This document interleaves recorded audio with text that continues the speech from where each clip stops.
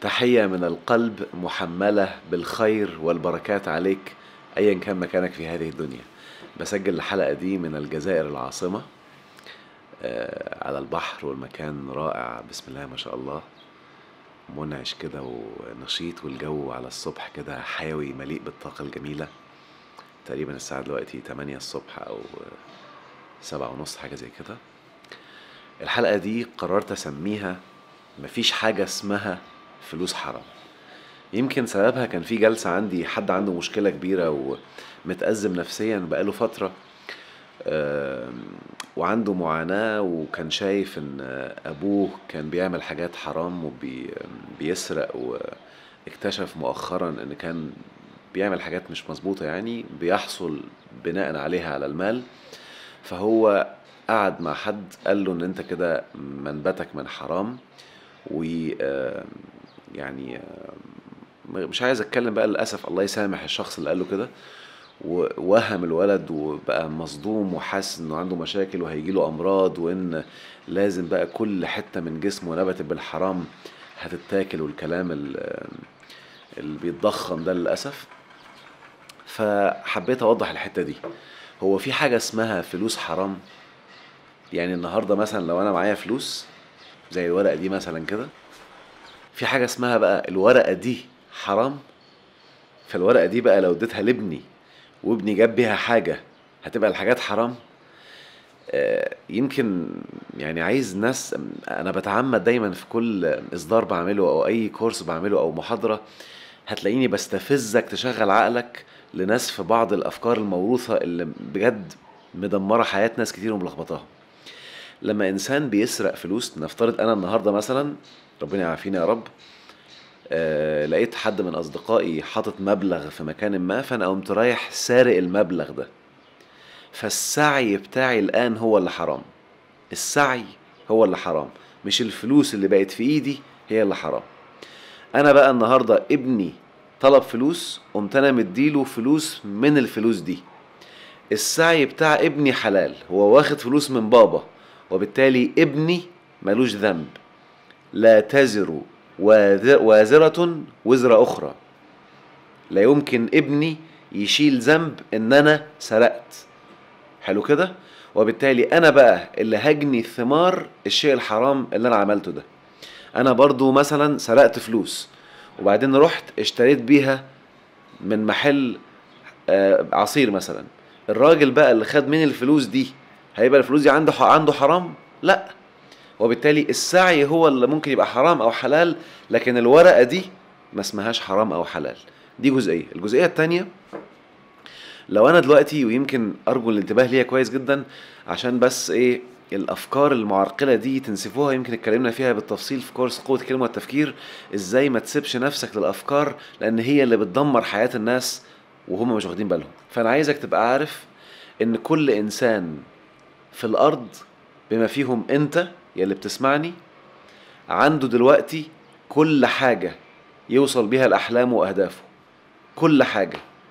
ولكن في ناس شايفين، أو بلاش شايفين بقى، يرون، والرؤية دي متعلقة بالبصيرة مش بالعين، معايا كده، يرون 50% من الحاجات دي، وفي ناس يرون 70%، وفي ناس يرون 5%.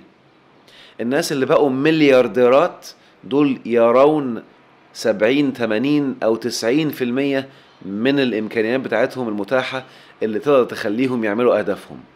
اللي فقير وعايش في مشاكل ده لم يرى إلا 5% أو 1% أو 0% من إمكانياته. طبعا مش حد صفر، بس بقولها مبالغة يعني.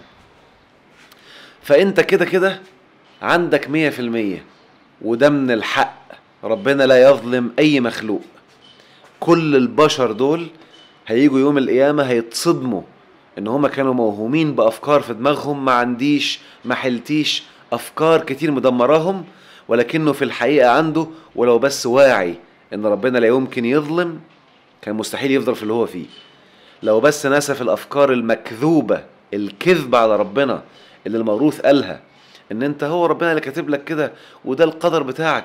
وانا اتكلمت فيه بالتفصيل في الحلقات اللي قبل كده، هتلاقوها يمكن قبل الحلقات دي بحلقتين 3 تقريبا، لما اتكلمت عن القدر وعن الدرجات في الحلقه اللي بعدها، ان ده كذب على ربنا. ومن اظلم ممن افترى على الله كذبا، لانه ظلم نفسه ودمر نفسه.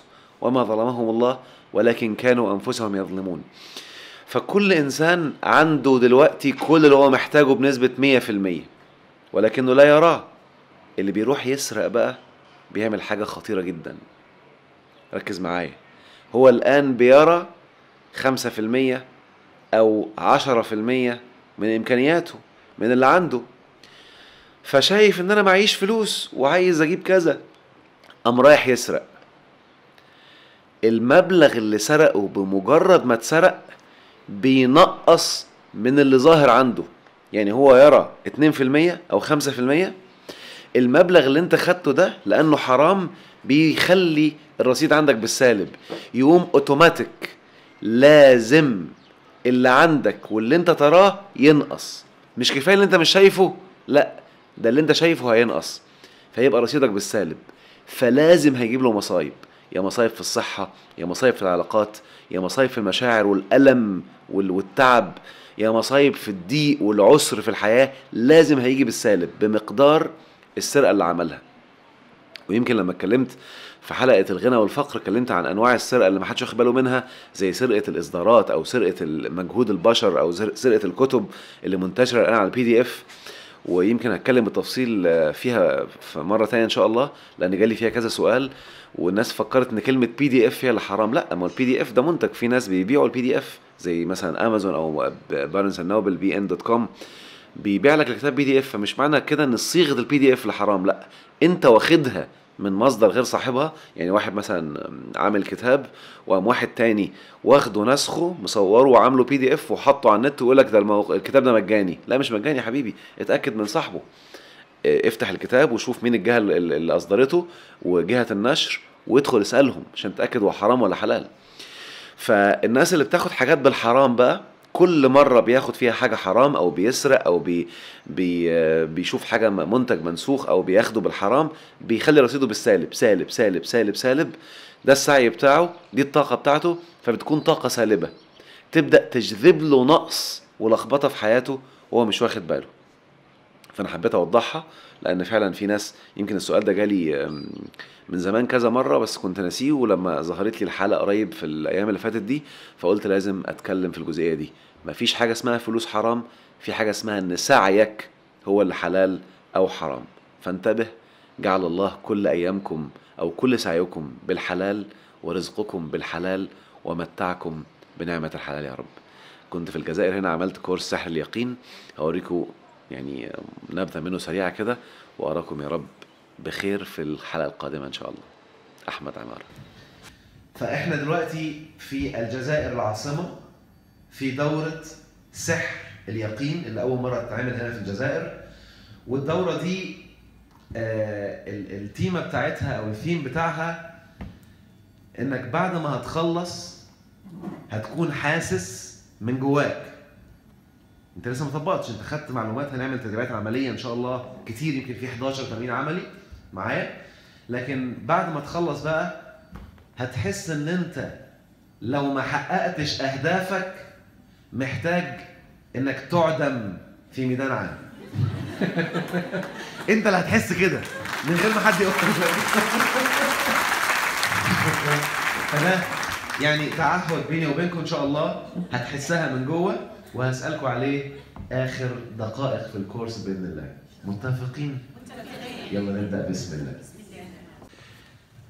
انتهينا الآن من دورة سحر اليقين بالجزائر العاصمة الجميلة، والناس اللي زي القمر دول بسم الله ما شاء الله، الابتسامة الجميلة المنورة وشوشهم.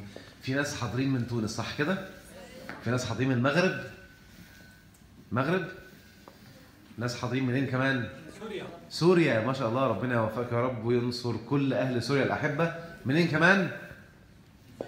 جزائر. طب ما الجزائر، ما احنا في الجزائر فتشتغل لي. طيب وعدتكم في اول الكورس، طبعا في وعد كده او في حاجه يمكن في الكورس ده بالذات نسيت اقولها لكم اول يوم، بالاضافه لانك هتحس ان انت هتعدم في ميدان عام لو ما حققتش الهدف. ان الكورس ده بالذات من كل الكورسات اللي بيحضروا بيقول احنا دخلنا الدين من جديد. هل وفيت حقي؟ ربنا يا رب يجعل كل ايامكم سعاده وتحقيق الاهداف والامال والتطبيق ثم تطبيق. انا اليوم بحكي بتونسي براحتك. هفهم، بقيت بفهم خلاص بقى. اليوم يعيشك.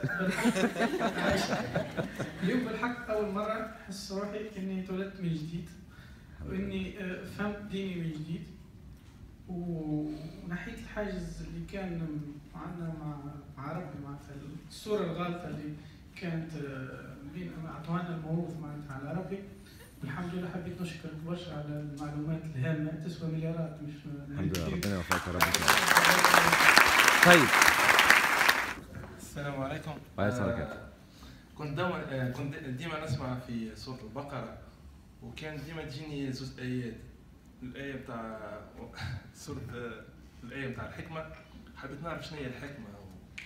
مشيت سألت شيخ، أنا قال لي راهو ما جاوبنيش.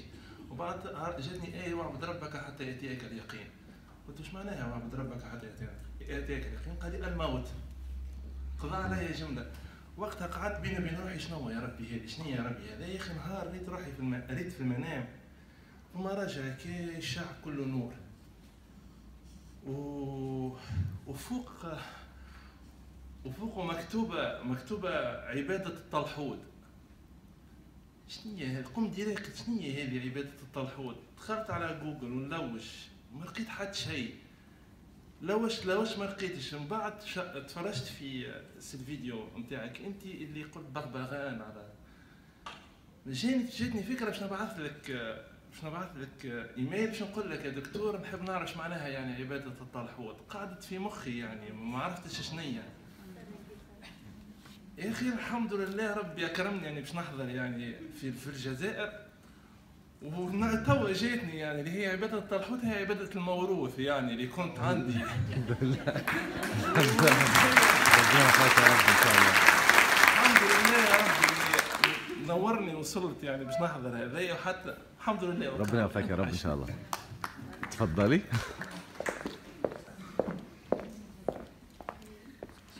عفوا. في بداية الدرس كنت سألتنا هل اليقين يأتيك أم أنت التي تذهب إلى اليقين؟ تمام. أنا اليوم أرى أننا أنا التي أذهب إلى اليقين. لماذا؟ لأن اليقين لا يأتي لأي أحد هكذا إن لم نمر بكل هذه المراحل. إذا مررنا بهذه المراحل وعرفنا يأتينا اليقين، لكن اليقين لا يأتي لأي أحد هكذا يأتيه. صح. فأنت بتعمل بس هو اللي بيأتي. عندما تعمل يأتيك. أيوة صح. وأنا اليوم يعني بدون غرور عندما عملت هذا التمرين الأخير أنا كنت أحمد ربي الحمد لله لأنني هذه المراحل مررت بها. ربنا يوفقك يا رب. الحمد لله مررت بها. وهذا اللي قال لي نتعاملوا مع ربي والقشعريرة والدعاء الله كل حاجة هذه مرت بها. واليوم حمدت ربي على أنني إن شاء الله أتمنى أنني أسير على الطريق السليم. الحمد لله. هذا الموروث الحاجة التي جعلتني أستمع إليك في الفيديوهات كانت هذه التساؤلات التي كانت تراودني من قبل حول الدين. لأنني أنا كنت أشك أن هناك بعض الأحاديث أو بعض الأخبار لم تكن منطقية. عندما سمعت فرحت قلت الحمد لله يعني راني أفكر راني الحمد لله راني أنا مش مجنونة. شكرا. ربنا يوفقك يا رب. ربنا يوفقك يا رب. تفضلي. أنا لما جيت لهذه الدورة نويت إنه في هذه الدورة بالذات نتعرف أكثر على نفسي ونتعرف على الخالق تاعي. وهذه هي ملي خدينا من البارح اليوم عرفت قدراتي وعرفت كيفاش نطلب من الخالق تاعي بالطريقة الصحيحة وتعرفت عليه أكثر. ربنا يوفقك الله فيك. شكرا جزيلا. طيب هسألكم سؤال مهم كده. دايما في الدورات بيبقى في محاور بتتحط للكورس في الإعلان بتاعه أو في الدعاية.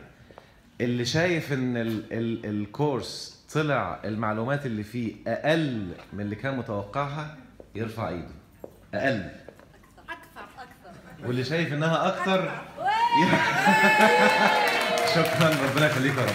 ربنا يجعل كل ايامكم سعاده وروقان، وعايز اسمع نتائج ايجابيه. بصوا بقى، انا هحط لكم الايميل بتاعي هنا، اللي هيبعت لي عليه، ما تبعتليش اسئله دلوقتي، اللي هيبعت لي عليه نتائج تطبيق عملها بجد وكانت قويه، والموضوع ده كان حاجه كبيره فعلا ورفع البندول على الاخر، هجيله وهسجل معاه فيديو وهنزله للناس عشان يلهمهم. حلو كده؟ انطلق وطبق. ربنا يوفقك يا رب ان شاء الله.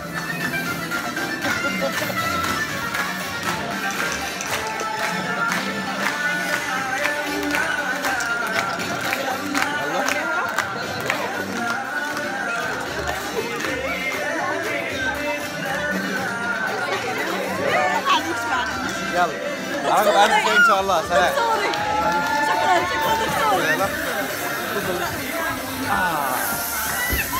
يلا سلام.